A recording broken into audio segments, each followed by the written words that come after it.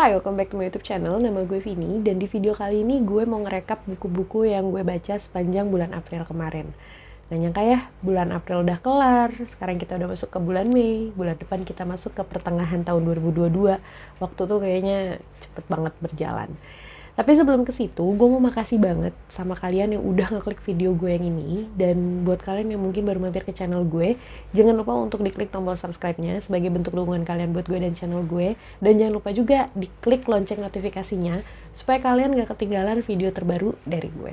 Jadi langsung aja kita ke April wrap up-nya. Buku pertama yang gue selesaikan di bulan April adalah Final Girls karyanya Riley Sager, dan jujur, gue kurang begitu suka sama buku ini. Jadi dibandingin 3 bukunya Riley Sager yang udah gue baca, gue kurang suka sama yang Final Girls ini. Dan buku ini akan bercerita tentang Quincy yang adalah seorang survivor dari kejadian naas 10 tahun yang lalu, di mana dia tinggal di kabin sama teman-temannya dalam rangka liburan gitu. Dan tiba-tiba teman-temannya tuh dibunuh-bunuhin sama satu pembunuh, tapi yang selamat itu cuman si Quincy. Jadi akhirnya Quincy mendapat julukan The Final Girls, dan dia tuh sebenarnya lupa sih sama kejadian saat itu gitu. Jadi entah karena traumanya dia atau memang dia nggak ngeh gitu kan gimana kejadiannya. Pokoknya intinya dia lupa sama kejadian itu, dan orang-orang tuh pada nganggap dia kayak aneh nih, kok cuma dia yang selamat tapi dia lupa gitu sama kejadian saat itu gitu. Jadi buku ini akan bercerita tentang Quincy yang berusaha untuk mengingat lagi gitu kejadian 10 tahun yang lalu, di mana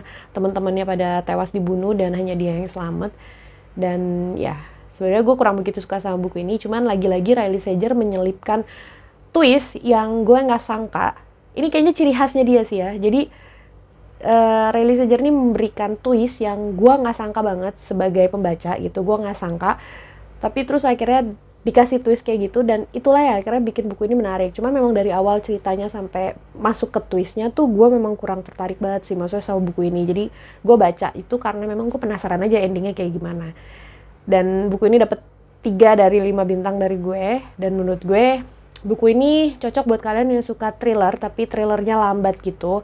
Nah, buat gue sih gue kurang suka ya, karena beberapa karakter di sini juga nyebelin. Mungkin kalau gue sempat gue akan bikin video khusus untuk buku ini. Tapi kalau nggak mungkin gue akan review langsung di Instagram gue aja. Jadi kalau kalian belum follow Instagram gue, langsung aja follow Instagram gue. Ada di description box di bawah. Di situ gue ada review-review buku yang mungkin nggak bisa gue masukin ke video, tapi gue akan review di Instagram. Jadi ya itu tadi Final Girls dari Riley Sager. Buku kedua yang gue baca di bulan April adalah All the Tides of Fate karyanya Adeline Grace. Dan ini adalah buku kedua dan buku terakhir dari series All the Stars in It yang udah gue baca tahun lalu. Ya, tahun lalu gue bacanya.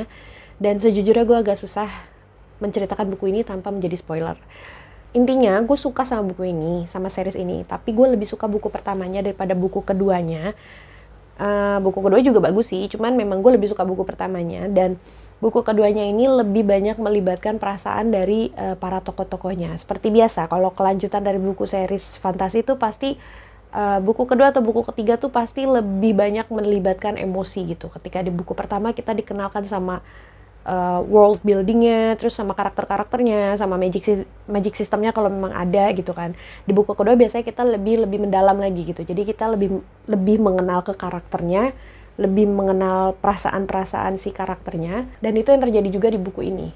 Jadi ya kalau ditanya, gue lebih suka buku pertamanya sih. Jadi kalau buat kalian yang mau baca aja, karena buku ini seru banget, karena ada pirate gitu, jadi kayak bajak laut, terus banyak ngambil tempatnya tuh di laut. Dan buku ini cuma 2 buku, jadi buat kalian pecinta fantasi dan males nungguin buku fantasi yang banyak banget bukunya, kalian bisa baca buku ini sebagai selingan, karena ringan banget sih, enak dibacanya tuh, enak, cepet banget, fast pace. Gue bacanya juga cepet baca buku ini. Dan ya gue kasih buku ini 4 bintang dari 5 bintang. Lanjut ke buku ketiga. Buku selanjutnya yang gue baca di bulan April adalah We Hunt the Flame karyanya Hafzah Faizal. Semoga gue gak salah sebut namanya. Dan buku ini fantasi. Gue penasaran sama buku ini karena tahun lalu buku ini banyak banget diomongin. Tahun lalu apa tahun lalunya lagi, 2020. Buku ini akan bercerita tentang Zafira, atau yang lebih dikenal sebagai The Hunter. Tapi orang-orang di seluruh Arawiya ini adalah latar tempat dari buku ini gitu. Nah, orang-orang Arawiya ini taunya The Hunter itu adalah seorang laki-laki. Yang mereka nggak tahu adalah Zafira itu adalah si The Hunter. Jadi ada satu hutan, di mana hutan ini tuh terkenal banget berbahaya. Jadi orang yang masuk ke situ tuh udah pasti nggak bisa keluar. Nah, The Hunter ini tuh bisa masuk dan keluar dari hutan itu tuh berkali-kali.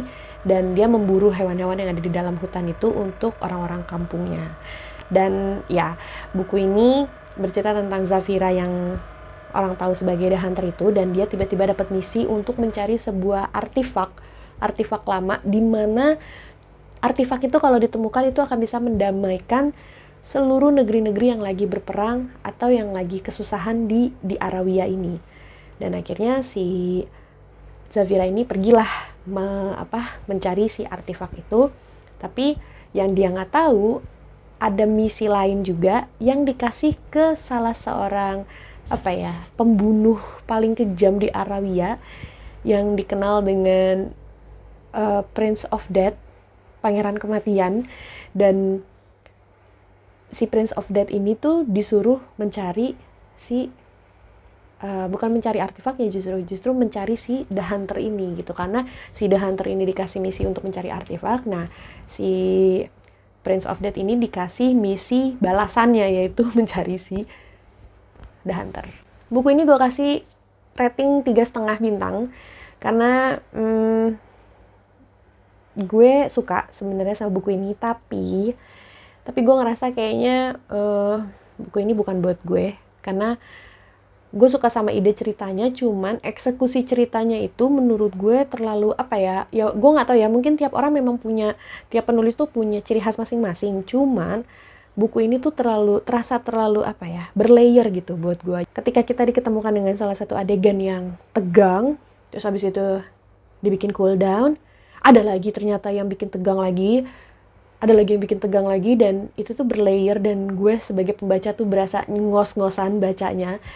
Tapi gue suka sama ide ceritanya, karena ide ceritanya adalah tentang mencari artefak, di mana artefak itu akan bisa memberi perdamaian, dan gue suka gitu. Dan menurut gue buku ini punya vibes Hunger Games, terus ada Maze Runner-nya juga sedikit, terus iya kayaknya sih yang paling kental, yang paling terasa buat gue itu ya Hunger Games tuh, karena Zafiranya digambarkan sebagai seorang pemburu pakai panah. Terus dia juga beberapa kali digambarkan dia pakai jaket bapaknya. Dan ini gue ngerasa kayak ini Katniss Everdeen banget gitu kan. Dan vibe Maze Runner-nya itu di mana? Vibe Maze Runner-nya itu ketika mereka lagi ada di suatu tempat yang adalah tempat di mana si artefak itu berada. Itu tuh kayak puzzle demi puzzle, terus rintangan demi rintangan tuh mereka hadepin gitu. Dan ya kalau kalian suka sama dua novel yang tadi gue sebutin, Hunger Games dan Maze Runner, mungkin kalian cocok sama buku ini. Dan apakah gue akan melanjutkan ke buku keduanya? Tentu saja gue akan melanjutkan, karena gue penasaran, karena endingnya lumayan cukup menggantung buat gue. Kalau ditanya seberapa suka gue sama buku ini, gue akan jawab ya biasa aja. Oke, lanjut ke buku terakhir yang gue baca di bulan April, yaitu Home Before Dark, karyanya Riley Sager. Buku ini adalah buku yang bikin gue penasaran banget sama karya-karyanya Riley Sager, dan akhirnya gue membaca buku ini, dan ya, gue suka sama buku ini. Kalau ditanya lebih suka mana sama Lock Every Door, gue suka ini sih. Buku ini akan bercerita tentang Maggie Holt, di mana Maggie ini adalah seorang desainer interior rumah, interior designer, mana aja yang kalian suka pakai katanya. Dia seorang desainer interior rumah, dan papahnya baru aja meninggal, dan dia mewarisi satu rumah, di mana rumah itu punya kenangan buruk sama Maggie. Di mana Maggie punya kenangan buruk di rumah itu.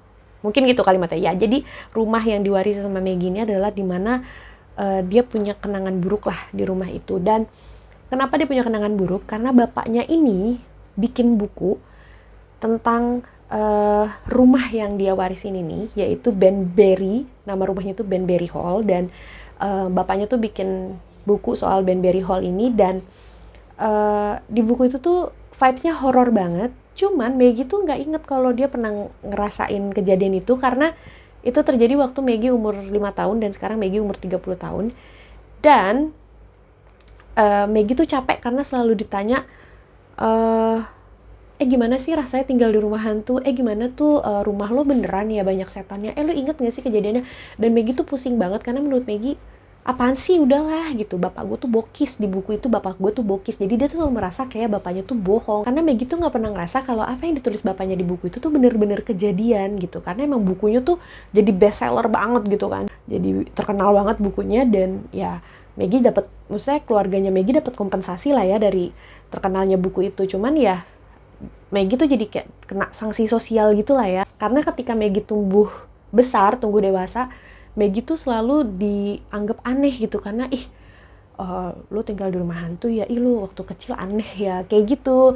Jadi si Maggie lah yang dapat sanksi sosial gitu, karena buku bapaknya itu. Makanya Maggie tuh benci banget sama buku bapaknya. Nah, terus Maggie mewarisi rumah itu, dan dia memutuskan, gue nggak mau rumah ini mempengaruhi image gue, jadi gue akan membuktikan kalau nggak ada apa-apa yang horor atau yang serem di rumah ini, dan gue bakalan ngerubah rumah ini, ngerombak rumah ini sampai dia layak jual, dan gue akan jual rumah ini.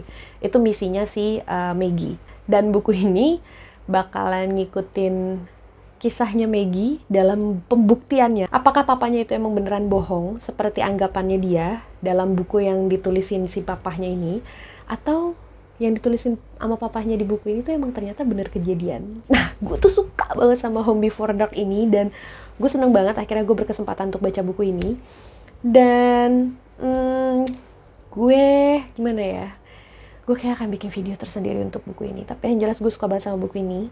Buku ini gue kasih 4 atau 5 bintang, gue lupa. Pokoknya gue suka banget sama buku ini. Gue lebih suka buku ini daripada Lock Every Door. Tapi maksudnya mereka berada di tingkat kesukaan gue yang sama. Jadi gue suka sama dua-duanya. Cuma kalau disuruh milih, kalau gue disuruh milih antara dua buku itu, gue akan memilih si Home Before Dark ini. Karena buku ini tuh gak berhenti-berhentinya bikin gue merinding dari awal baca. Gue merinding banget, dan banyak banget unsur-unsur horor yang gue sampai mikir kayak, ih gila, ini serem banget sih, ini serem banget sih gitu. Cuman ya buku ini asik banget, bikin gue gak bisa berhenti baca. Dan entah kenapa gue ada something, kayaknya gue punya sesuatu sama buku yang dia bercerita tentang kejadian-kejadian di dalam bangunan. Buktinya gue suka Lock Every Door, dan sekarang Home Before Dark yang melibatkan rumah, gue suka sama buku ini. So, ya, yeah. Home Before Dark, Riley Sager. So, itu tadi buku-buku yang gue baca sepanjang bulan April kemarin. Ya, gue cuma baca 4 buku. Dan kayaknya kalian juga udah bisa nebak sih ya favorit gue yang mana. Home Before Dark itu favorit gue banget sih di bulan lalu. Dan kalau kalian sendiri gimana? Kalian baca berapa buku di bulan April, dan ada yang jadi favorit banget nggak? Kalian boleh banget kasih komentar di kolom komentar di bawah, karena kali aja nih gue jadi tertarik pengen baca buku favorit kalian juga. So, gitu aja video gue kali ini. Makasih banget buat kalian yang udah nonton sampai sini. Jangan lupa diklik tombol like-nya kalau kalian suka sama videonya. Thank you so much for watching, and I'll see you in my next video. Bye-bye.